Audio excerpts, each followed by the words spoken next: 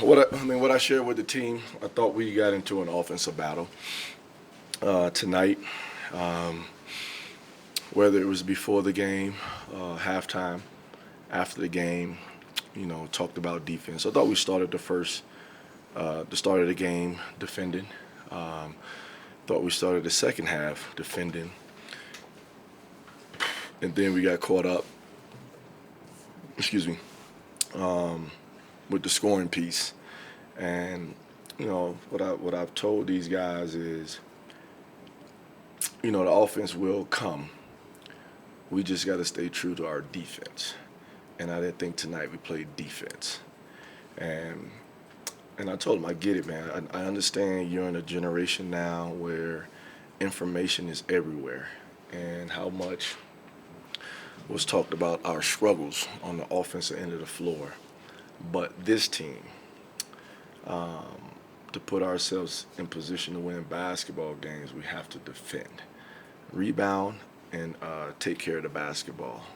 So, I mean, kudos to our offensive numbers, but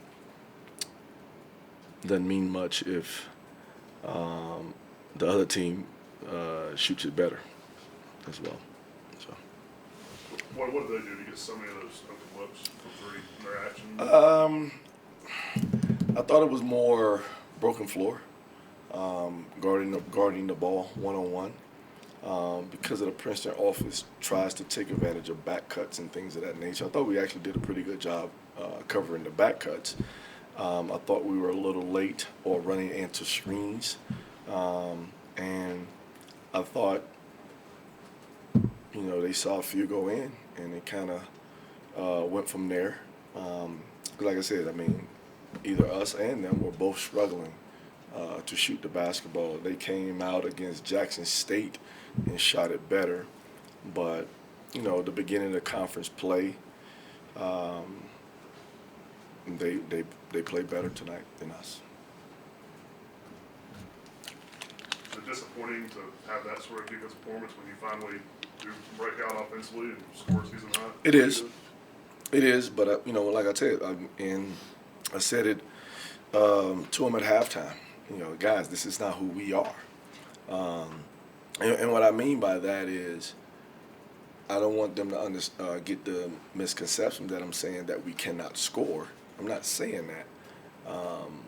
I'm saying we have to be able to defend at the end of the day. Thompson made shots tonight. Jake made shots tonight. Had four guys in double figures. But that's not something I wouldn't say that can happen on multiple occasions or throughout the year. But if we come in at halftime or come in at the end of the game and the other team numbers looks that way, then it's not going to be a good night for us. I'm proud of you, this team that never gave up. They kept coming there at the end, and you got to be a little encouraged by that, I assume.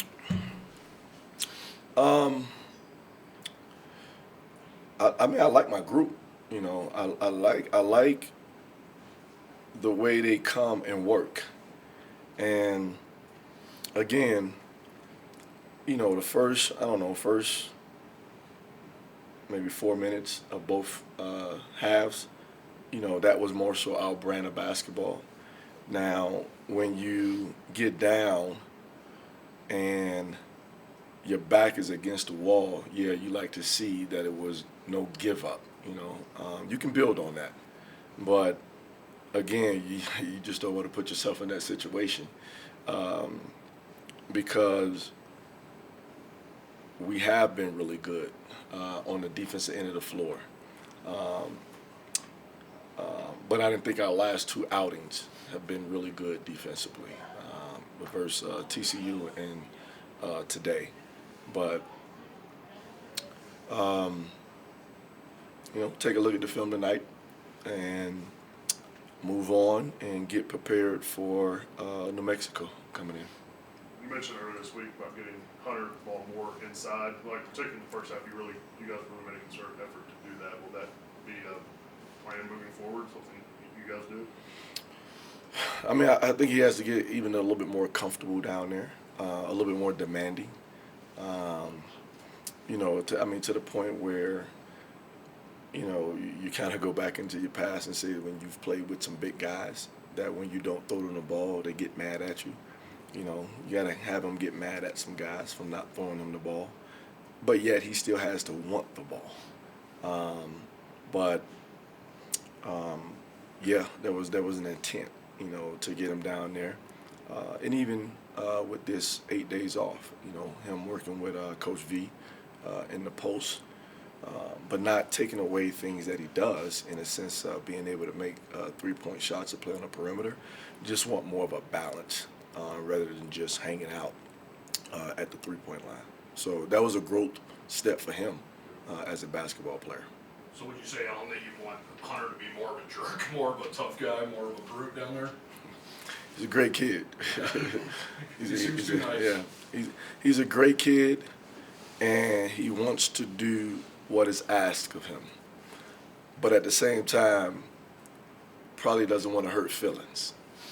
And my thing to him is that that's not hurting feelings.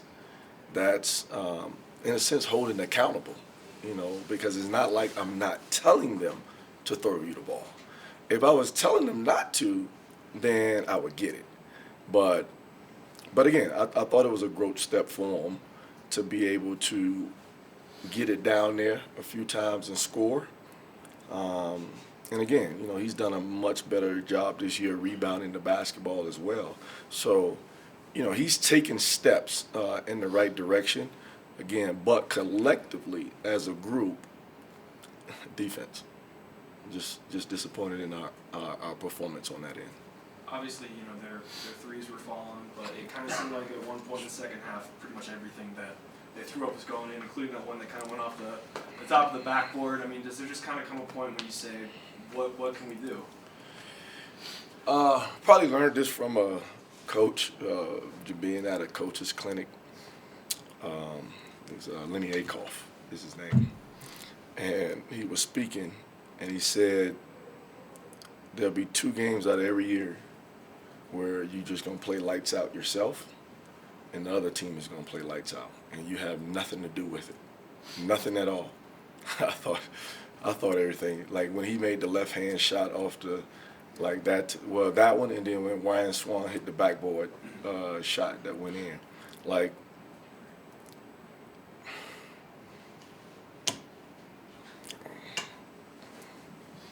I don't know.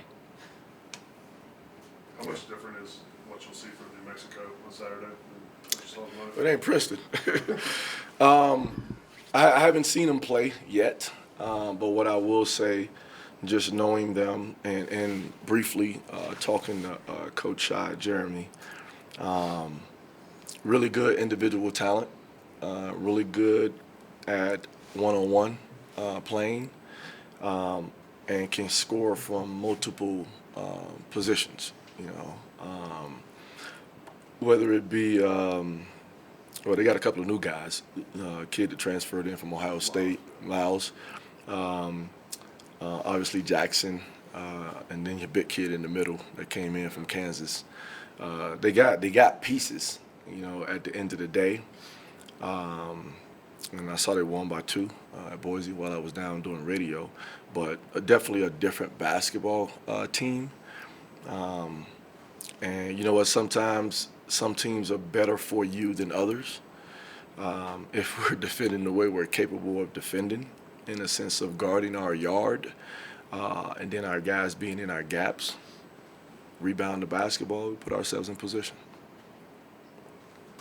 How nice it will be to have kind of finished around and that big ceremony. Yeah. You know what? That's an unbelievable deal. And I don't know if it could have happened to a better person right now, or I thought whoever committee, Tom, whoever made that decision on the next person after Sailors, because that's like joining royalty, at the end of the day. But, I often tell people whether, I could be anywhere in the country. Like, if they see a Wyoming or a Bucking Horse or whatever, first thing they say is Finis Dembo. Like, everybody knows Finis Dembo. Great name, by the way. But you know, a lot of people just remember, you know, the run that they had going to the Sweet 16, and just what type of player he was. You know, I don't know if people can get away with that type of stuff nowadays. You'll get called showboat or selfish or things of that nature, but he was electrifying. And I've had a chance to get to know him, and he's a really good person, and he tells great stories, you know, at the end of the day. So I couldn't be more happier for Finis, and I just hope our fans come out and just support this this deal with Finis and his jersey being retired, because he really made an impression on this program that has obviously went some decades. So.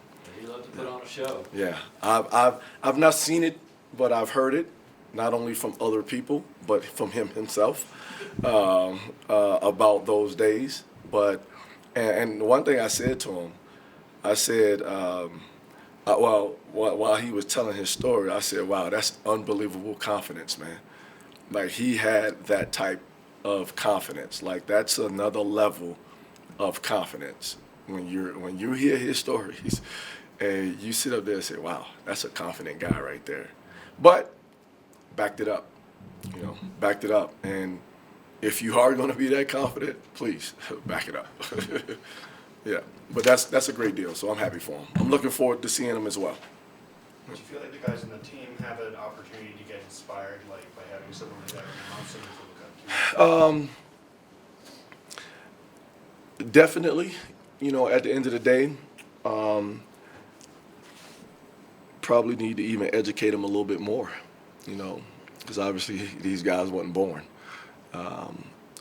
when Finis was playing. But Finis has been back before, you know, and they've had a chance, well, the returning guys have had a chance to meet him. And just to hear his story, and again, just, you know, the teams that he was able to play on, it can only be inspiring. So, you know, I know he's going to plan on speaking to the team. And I was asked. I was obviously, I'll make time. You know, that's Finis Dembo. But, you know, my thing to him was I don't really want him to prepare a speech. I just want him to talk from the heart. And when you do that, I think that's where the inspiration, inspiring, and all that stuff comes from, rather than it being planned, so to speak.